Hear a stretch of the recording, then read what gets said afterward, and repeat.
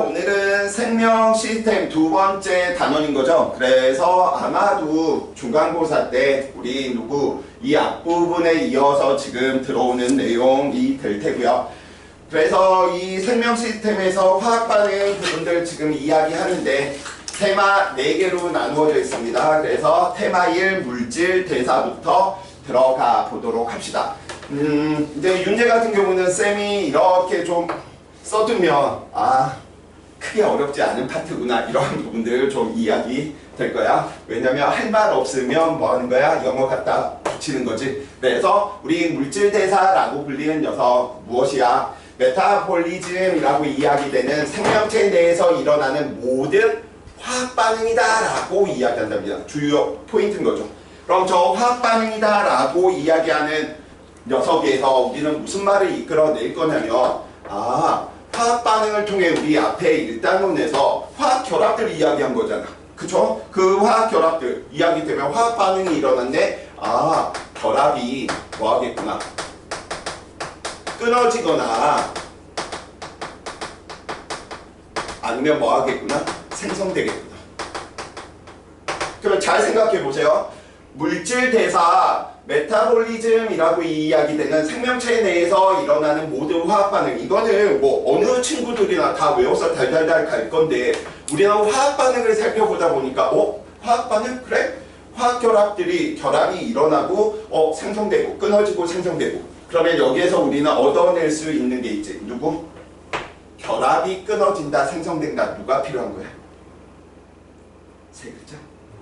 그렇지. 결합을 끊거나 생성하려면 누가 필요해? 에너지가 필요하구나. 그래서 정리해서 우리는 화학 반응을 보다 보니까 결합이 끊어짐 생성된다. 에너지가 필요하겠구나 라고 이야기를 해 놓을 수가 있겠고요. 에너지가 필요한데 여기에서 우리는 또 이끌어보면 어떠한 부분들을 이끌어낼까 라고 살펴보니까 에너지를 한 번에 그냥 확 갈 것 같아? 아니면 결합이 끊어지거나 생성되기 위해서 조금씩 단계적으로 갈 것 같아? 그치? 단계적으로 가겠지. 왜냐면 에너지가 한 번에 확 들어와 버리면 우리 대부분은 단백질로 이루어져 있는데 다 파괴돼 버리겠잖아. 그치? 그러다 보니까 에너지가 필요하겠네? 에너지가 필요한데 에너지가 어떻게 필요하겠네? 단계적으로. 그래서 단계적으로 에너지들이 뭐 하겠구나? 필요하겠구나. 그 말은 단백질이 변성이 안 돼야 되니까.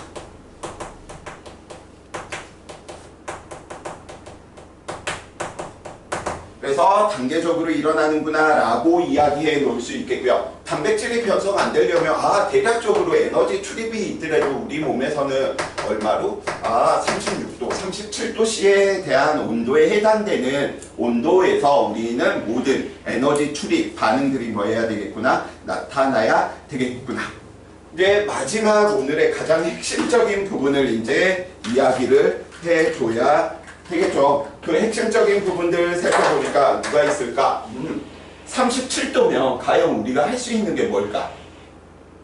컵라면 끓여 먹으면 맛있을까? 더럽게 맛없겠지. 빵이 구워질까? 오징어를 구워 먹을까? 밥이 될까? 고구마 익을까? 없겠지. 왜냐면 뭔가 하기에는 온도가 굉장히 낮다라는 사실인 거야. 이 온도가 낮은 상황에서도 결합이 끊어지거나 생성을 시키기 위해서 어떻게 하면 낮은 온도에서 우리는 저러한 일들, 화학 반응을 일으키지? 오늘의 핵심 내용인 거죠. 두 글자 누구? 효소. 그래서 네 글자로 눌리면 우리는 누구? 생체, 촉매 이렇게 이야기하는 녀석이랍니다. 그래서 테마 1 물질 대사, 쌤이 뭐 이렇게 지금 어차피 다시 한번 친구들 읽어보라고 이렇게 이야기하고 있는 부분인데 뭐 너무 딱딱한 걸 싫어하다 보니까 물질 대사, 생명체에서 일어나는 모든 화학 반응이네. 화학 반응, 결합이 새로 생성되거나 뭐 하겠구나? 끊어지거나 생성되겠구나. 무엇이 필요하겠네? 에너지가 필요하겠네. 이 에너지는 어떻게? 단계적으로. 왜? 단백질이 변하면 안 되니까. 그래서 37도씨에서 반응들을 일으키려면 누가 필요하겠구나. 무언가 낮은 온도에서 반응들을 일으키기 위해서 효소가 필요하겠구나. 그래서 오늘 궁극적인 테마의 가장 핵심은 효소가 들어가는 내용들을 우리가 제대로 이해하고 있으면 이 단원은 제대로 정리가 깔끔하게 끝난 거죠.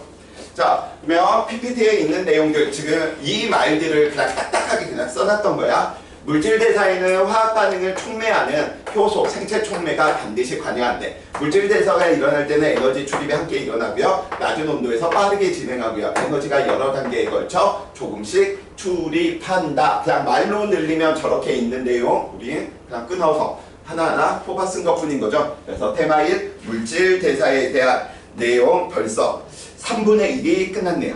뼈뿅. 자, 두 번째. 자, 그래서 우리는 첫 번째 물질 대사에 대한 정의에 관련된 내용들 이야기했고요. PPT에 잘 바뀌어졌나? 자, 잘 안 보이시는 분들은 착한 마음으로 보면 보이고요. 네, 그게 아니면 네, PPT 지금 복사본 드린 거 보시면 될 거야. 야, 이제 우리는 동화작용, 이하작용인데 그러면 결국은 물질 대사에 대한 종류 두 가지를 이야기할 건데 그 두 가지가 누구냐라고 이야기하다 보니까 우리는 무슨 작용? 동화작용과 이하작용이다라고 이야기한답니다. 그래서 동화작용, 네, 이하작용에 대한 내용. 핵심적인 포인트 부분들 건드려 봅시다.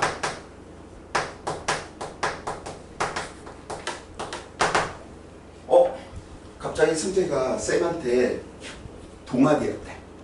왜? 날 갑자기 사랑하게 된 거야. 어떻게 저런 사이코가 어떻게 이렇게 모든 걸 다 물리스럽게 설명할 수 있지?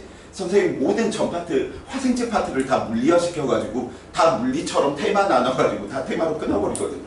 자, 아무튼 그럼 뭔가 동화되었다 느낌이 내 편이 하나 둘 셋 넷 늘어난 느낌이잖아. 그치? 그래서 쌤은 동화되었네. 내 편이 하나 두 개 세 개 네 개 내 세력들이 커지네. 그래서 쌤은 어디에 포인트를 두냐면 동화작용 첫 번째 어떻게? 저분자 물질이 어떻게? 고분자 물질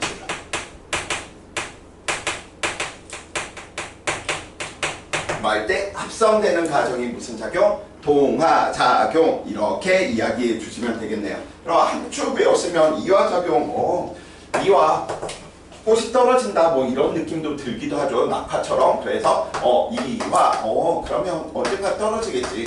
고분자 물질들이 누가 되는구나? 저분자 물질 되는 화학 반응을 보고 물질 대사를 보고 우리는 무엇? 동화 이하작용. 그래서 이런 과정들에서 에너지가 어떻게 들어올지 그 다음에 온도를 다 37도로 유지시키면서 무슨 일들이 벌어지는지 우리는 뭐 하시면 돼? 설명하시면 된다. 그럼 등치가 작은 녀석이 등치가 큰 녀석으로 됐네. 동화작용에서는 당연히 에너지를 뭐 해야지 더 뭉칠 수 있겠어? 뭐 해야지? 흡수해야지 더 커질 수 있겠지. 뭐 하는 거야? 쌤이 지금 윤재를 껴안고 그 다음에 승재를 껴안고 그 다음에 오늘 비도 오는데 할머니 집가 서진이도 껴안고 무엇이 필요해? 에너지가 필요하겠지. 그래서 동화작용 저분자가 고분자로 합성될 때는 에너지가 뭐 하는구나? 흡수돼야 되겠구나. 에너지가 들어와야 되겠구나. 그랬기 때문에 우리는 흡열 반응이다 라고 이야기를 하게 되는 부분이다. 자, 두 번째, 언제나 대칭성으로 우리는 만들어주다 보니까 고분자 물질은 저분자 물질, 고분자 물질은 많이 모여있다 보니까 지금 여기에 우리가 인원수가 3명밖에 없으면 상관이 없는데 이곳에 100명이 있어. 그럼 많이 모여있는 고분자 물질이다 라고 생각을 한다면 얼마나 청력들이 세게 작용하겠니? 왜? 원자의 관점에서 살펴보면 나도 전자를 가지고 있고 니도 전자를 가지고 있는데 화원으로 좀 더 이야기해볼까요? 오비탈 형태의 구름 형태로서 서로가 전자의 영역들이 겹치기 시작해버리면 무슨 일이 벌어지겠어? 청력들이 나타나기 시작하겠지. 그렇기 때문에 고분자 물질은 에너지 특성상 에너지를 버려버리고 저 혼자 물질이 되는 게 에너지 관점에서는 굉장히 안정하다라고 이렇게 이야기해 놓을 수 있겠습니다. 그래서 고분자에서 저분자로 우리는 분해될 때 무슨 일이 벌어지는구나? 아, 에너지를 뭐한다? 방출한다. 그래서 우리는 누구? 발열 과정.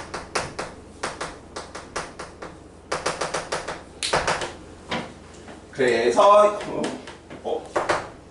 외우셔야 되겠죠? 흡동이발로. 그래서 흡동이발 굉장히 헷갈립니다. 그래서 만약 너무 헷갈리시면 그냥 하나 정도만 외우시면 좋을 것 같고요.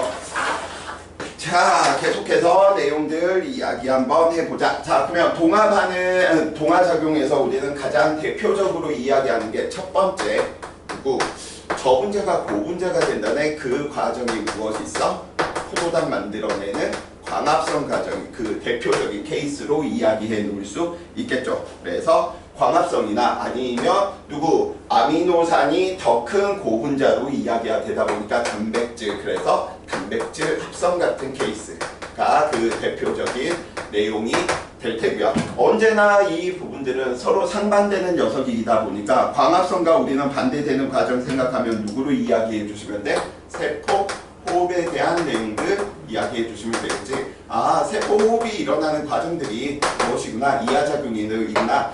큰 녀석이 작은 녀석으로 되면서 어떻게 에너지를 뭐하는구나? 방출시키는구나. 이것도 물리적인 관점에서 이야기하면 핵 분열이 일어날 때 235, 92짜리 우라늄이 빡 하고 분열되면서 뭐하는 거야? 질량 결손만큼 에너지를 방출하게 돼 있어. 그 구조하고 똑같아. 자, 그렇기 때문에 모든 것들 물리학 과정들, 나중에 저런 이화작용들은 다 핵 분열에서 나타나는 핵 에너지 부분으로 이야기가 되는구나. 물론 통합과학에서도 4단원에서 나오죠. 에너지의 생산과 수송에서 핵 분열 이렇게 나오다 보니까 그때 에너지 방출한다 이렇게 이야기해 주시면 되겠고요. 단백질 합성하면 우리는 대표적으로 소화 과정 이러한 부분들 들 수 있겠네. 그래서 저 얘들에 대한 것들 이야기를 해 놓으시면 좋겠고요. 밑에 있는 그림들 다 있으니까 한 번씩 친구들이 따라 그리면서 우리는 살펴보면 되겠지. 그래서 반응 경로에 따른 에너지 부분들을 살펴보다 보니까 반응물에서 생성물로 올라가는데 무슨 일이 벌어지는구나. 에너지를 흡수해야지 더 에너지가 뭐하는 것이구나 커지는구나. 그래서 너 무슨 과정? 흡열 과정. 동화작용.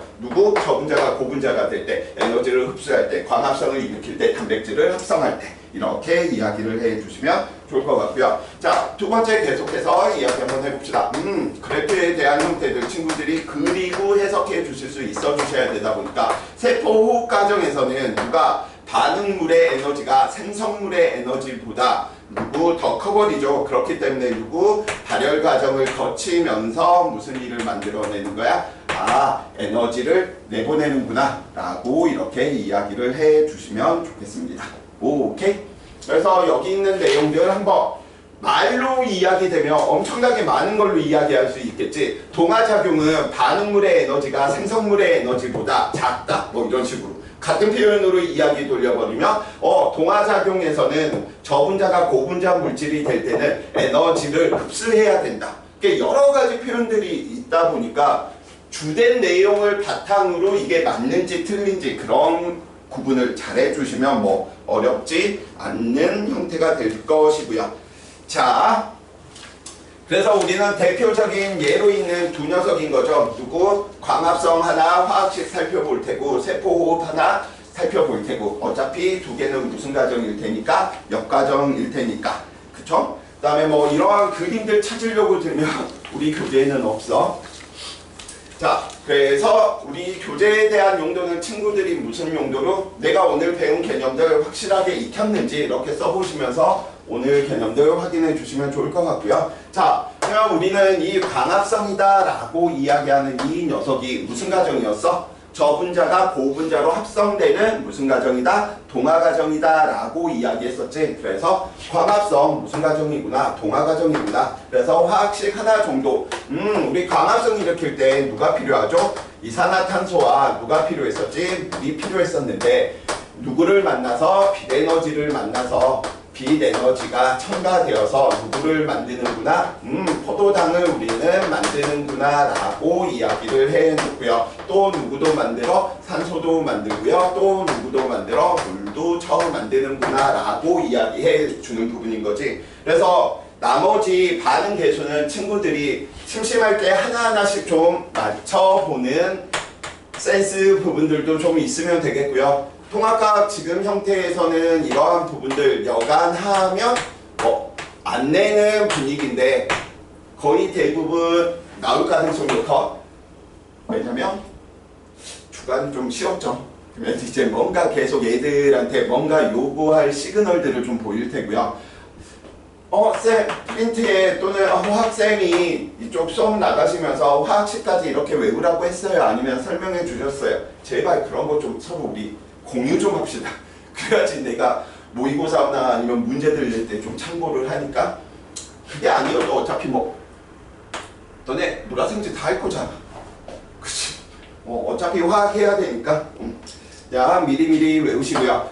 세포호흡 미하과정. 고분자 물질이 저분자 물질로 변하면서 에너지를 뭐하는구나? 방출하는구나. 그래서 포도당을 분해하여 생명활동 에너지 ATP, 혹시나 몰라서 ATP 잠시 후에 좀만 더 이야기할 것이고요.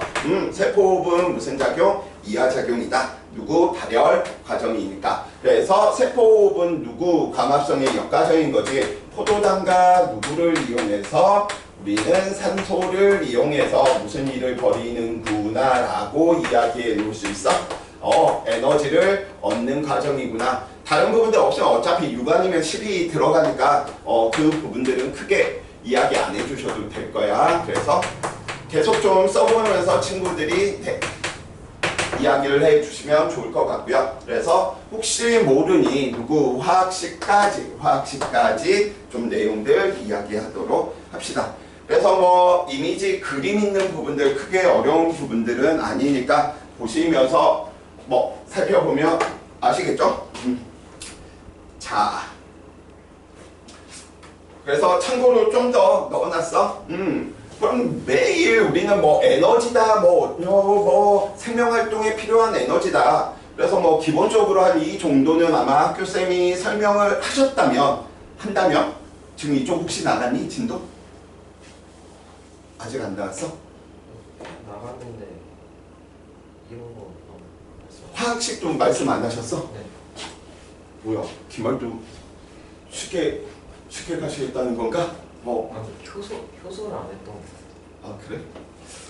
혹시나 나중에 알려주세요. 그래서 우리가 가장 많이 이야기하는 누구? ATP라고 이야기하는 이 녀석은 우리 앞에서 염기들 배웠던 거 있잖아. 그치? 아데닌에 누구? 리보스가 결합되어 있는 녀석을 보고 우리는 뭐라고 이야기해? 아데노신인데 이 아데노신에 인이 몇 개를 붙어버리면 3개 붙어버리면 우리는 ATP 생명활동에 필요한 에너지라고 이야기를 하게 된답니다. 그러면 2개였을 때가 누구야? ADP라고 이야기할 수 있고요. 그래서 이 인산결합들이 일어날 때 우리는 누구? 에너지들의 흡수, 그 다음에 방출 이러한 부분들을 이야기해 놓는 거죠. 그래서 ATP 누구구나? 아데닌, 리보스. 이 리보스도 쌤하고 이야기할 때 물론 학교 시험에서는 거기까지 안 나왔지만 누구? 오탄당 이야기하면서 누구? 디옥시리보스 그 구조들까지 산소 하나가 있고 없고에 대한 차이들 이야기했던 그때 그 오탄당이야.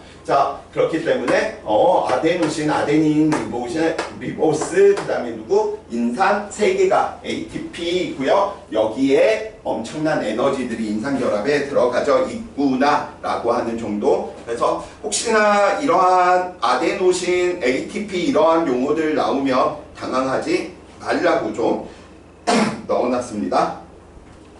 그래서 우리는 항상 이 녀석이 이야기되면 아마도 거의 대부분 이렇게 이야기하지. 생명활동에 필요한 에너지, 저장된 에너지 이러한 형식이니까 이 부분들 ATP 정도는 그래도 어떤 구조인지 혹시 모르니까.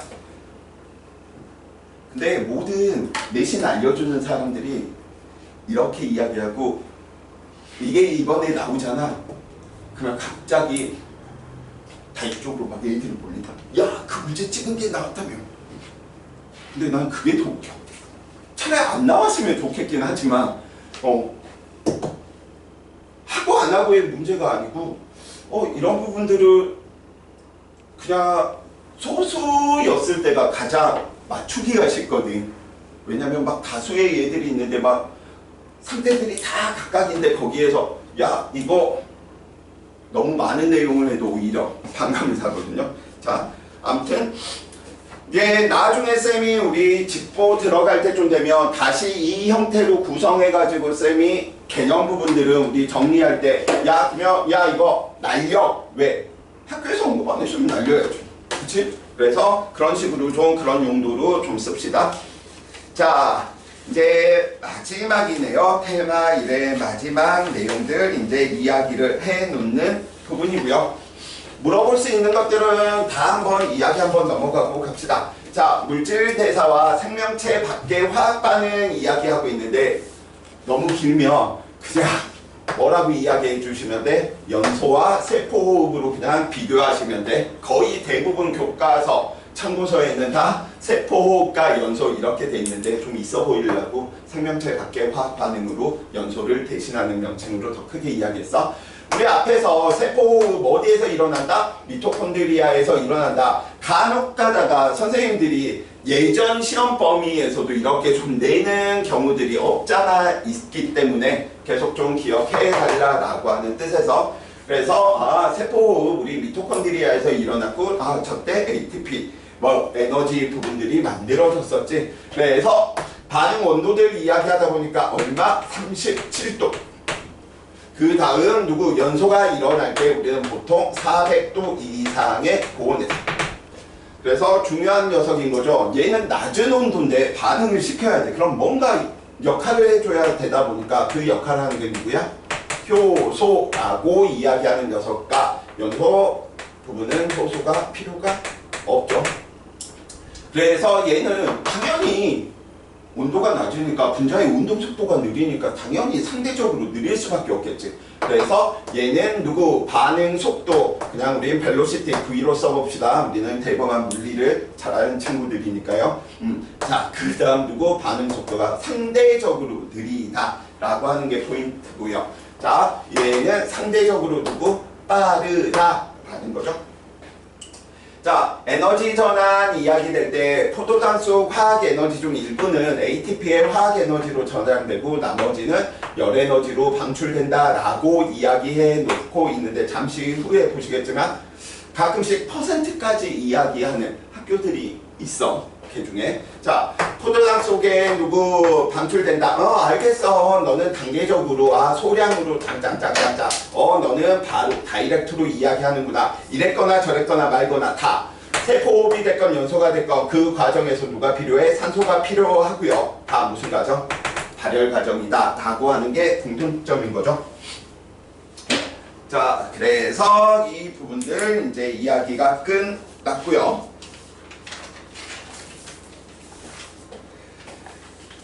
아마 우리 교재 보면 아까 그 부분들이 에너지 저장하는 형태, ATP로 저장하는 형태가 한 33% 이렇게 돼 있고 나머지 한 67% 정도 열에너지로 이렇게 방출하는 형태로 쓰인다 라고 이렇게 좀 그 비율도 있을 거예요.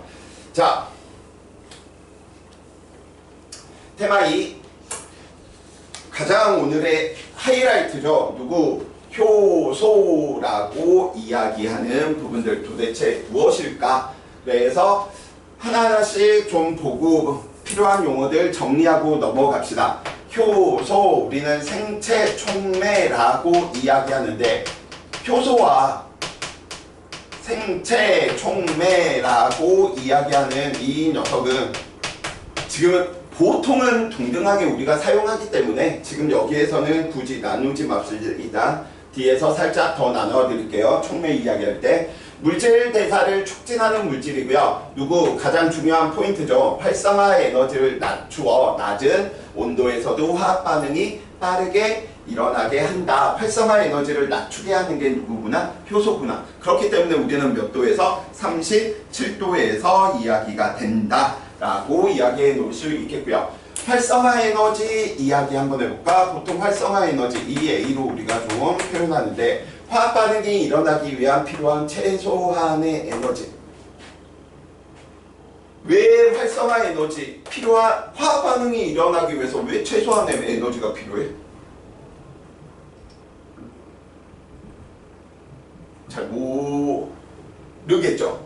그러면 모르면 우리는 뭐 하면 돼? 물리적으로 이해하면 왜 도대체 화학 반응이 일어나기 위해서 저런 최소한의 에너지들이 뭘까? 필요할까라고 이야기한다면 다음과 같이 지난 시간 때 배운 개념이죠.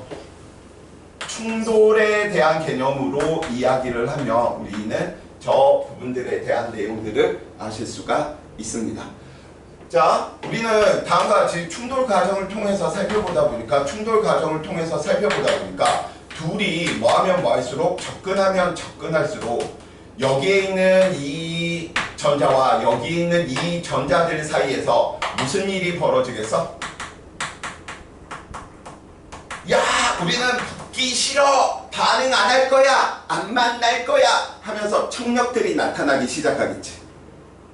근데 반응을 일으켜야 돼. 충돌을 시켜야 돼. 예를 들어 A 물체가 B 물체보다 이런 청력을 받아가지고 얘는 오른쪽으로 더 빨라지고 얘는 더 느려졌어. 근데 반응을 시키고 싶어. 그럼 뭐 하면 돼? A한테 에너지를 뭔가 더 공급해서 속도를 빠르게 해서 부딪히게, 만나게, 반응시킬 수 있겠지. 그러니까 이들이 만나기 위해서 누군가 일을 해줘야 돼. 누군가 화학의 입장에서 이야기를 하면 누군가 에너지를 공급해줘야 돼. 그래서 그때 그 필요한 최소한의 에너지가 뭐야? 활성화 에너지야. 그래서 활성화 에너지 느낌 잘 안 오시면 지금처럼 물리스럽게 충돌 과정으로 충돌을 일으키려면 뭐가 필요해? 지금처럼 A한테 에너지 공급을 해야 되는 이런 식으로 보셔도 상관없어.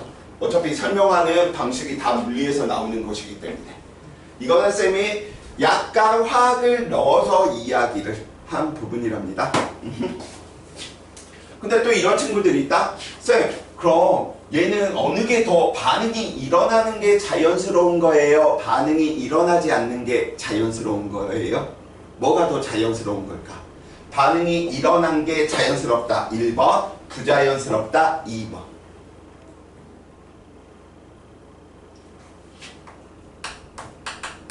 반응이 일어나는 게 자연스럽다 1번, 반응이 안 일어나는 게 자연스럽다. 예를 들어 아이브의 장원영이 갑자기 쌤을 보자마자 어머 아윤이 아버님 하면서 아버님 너무 나이 들어 보이네. 어머 오빠 하면서 나랑 반응을 일으키는 게 자연스러운 거야? 반응을 안 일으키는 게 자연스러운 거야?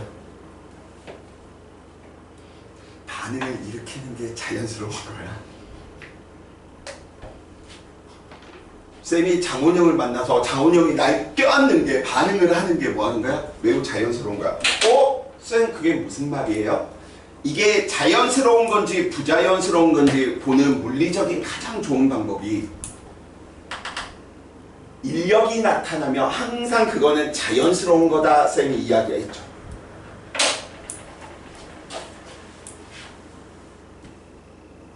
무슨 님 작용했어? 인력이 작용했지. 인력이 작용한 결과물들은 에너지가 항상 더 낮아진 상태이기 때문에 에너지가 낮아진 상태는 굉장히 자연스러운 상태야.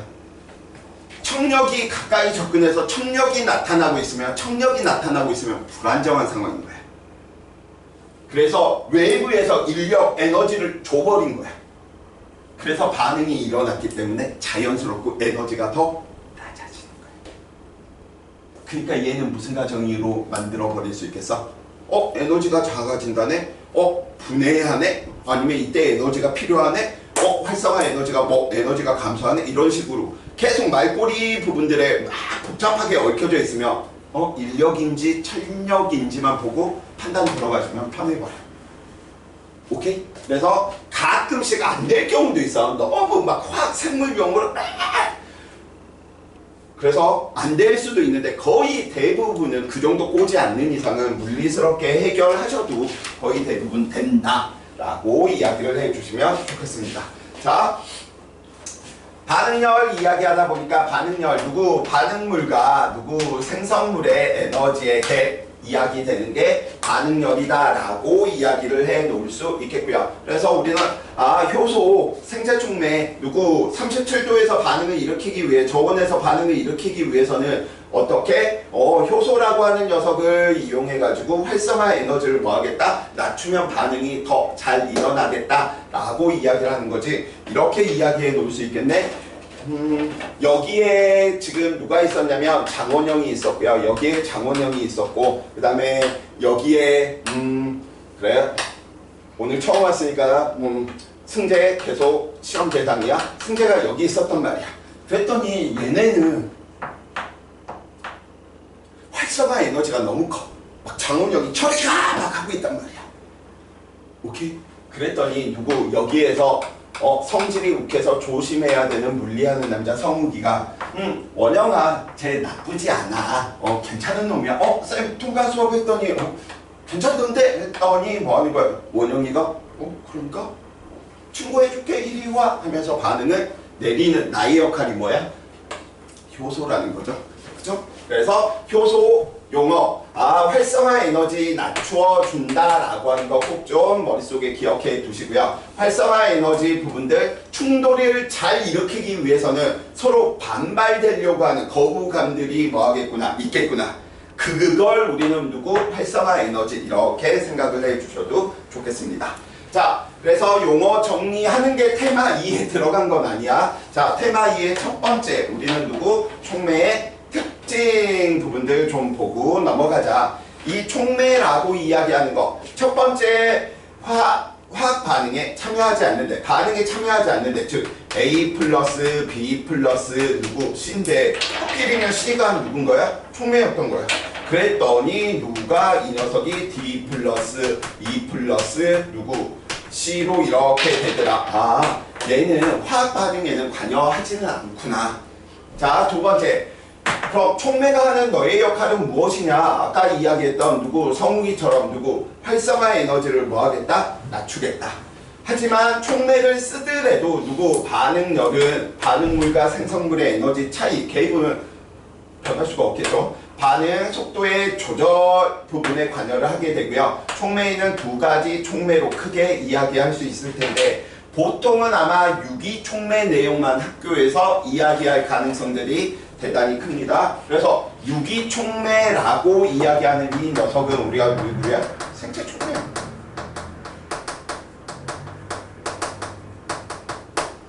그럼 무기촉매다라고 이야기하는 녀석은 뭘 보고 무기촉매라고 이야기를 할까요?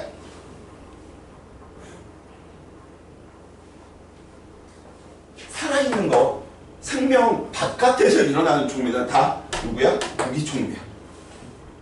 살아 숨쉬는 녀석들에서 나타나는 촉매는 생체 촉매인 거고 외로 나타나면 다 누구? 무기촉매. 그래서 무기촉매의 뭐 대표적으로 이야기하면 누구? 백금 같은 거 넣으면 막 반응이 더 확 일어나. 또는 실리카 같은 녀석들 넣으면 더 반응이 확 일어나. 그래서 혹시나 문제 풀다 지문에 백금을 넣었더니 반응이 더 활발하게 일어났다. 그럼 그때 그 백금이 뭐야? 무기촉매인 거야. 그래서 촉매에는 물질로 구분하면 생체 촉매와 생체 박촉매, 무기촉매 이렇게 두 가지가 있는데 거의 아마 여기까지만 이야기하고 있고요. 쌤은 기말이 좀 어렵게 나올 것이다 지금 좀 걸고 있다 보니까 계속 물론 중간고사 때도 너무 많은 내용을 하죠. 나올 수 있는 것도 웬만히 다 건듭니다. 자, 그 다음 이야기 한번 해봅시다. 지금 내용들을 이제 이야기하다 보니까 우리는 누구 활성화 에너지를 낮추어 주는 형태가 되다 보니까 누구 우리는 부촉매 이야기하는 것과 누구 정촉매라고 이야기하는 부분 두 녀석이 이 뒤에 지금 바로 이야기가 되겠죠. 그래서 바로 한번 살펴봐 봅시다. 뒤에 내가 안 연한데? 지금 이야기하지 마.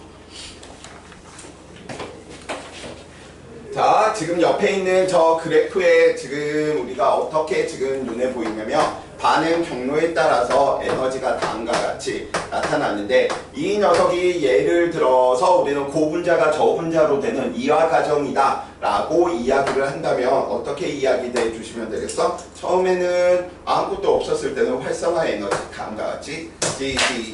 그럼 여기에서 이야기되는 여기 있는 이 갭이 무엇을 의미하죠? 이게 여기에서 이야기되는 반응열 의미하는 거죠. 그쵸? 자, 그래서 우리는 지금 정촉매 이야기하다 보니까 정촉매 같은 경우에서는 어라? 활성화 에너지가 뭐 해버려? 더 작아졌지. 그러면 정촉매가 하는 역할을 어떻게 이야기를 할 수 있을까요? 얘는 반응 속도를 빠르게 해줘. 촉매 중에서도. 왜? 그 이유는 활성화 에너지가 뭐하니까? 활성화 에너지 그냥 EA로 씁시다. 활성화 에너지가 뭐하니까? 작으니까. 그래서 활성화 에너지를 작게 해서 반응 속도를 빠르게 해주는 촉매를 보고 우리는 무슨 촉매? 정촉매라고 이야기를 한답니다. 자, 두 번째. 우리는 오히려 활성화 에너지를 더 키워버리는 거예요. 그래서 반응 속도를 더 느리게 만들어 버리는 거죠. 그래서 반응 속도를 더 느리게 만든다. 활성화 에너지를 크게 만든다. 크게 만들어주는 역할을 하는 그런 촉매를 보고 우리는 누구? 부촉매. 반응 속도를 늦춘다. 활성화 에너지를 키운다. 그래서 정촉매와 부촉매 뭐 2개 정도 친구들이 구분해 주시면 좋을 것 같네요. 그래서 반응 속도가 커진다. 활성화 에너지 진입 장벽은 작다. 반응 속도가 느려진다. 진입 장벽이 그만큼 뭐 할 테니까 커지니까. 자, 촉매까지 지금 좀 이야기했고요. 잠시 쉬었다가 이어서 효소 부분들 살펴보도록 합시다.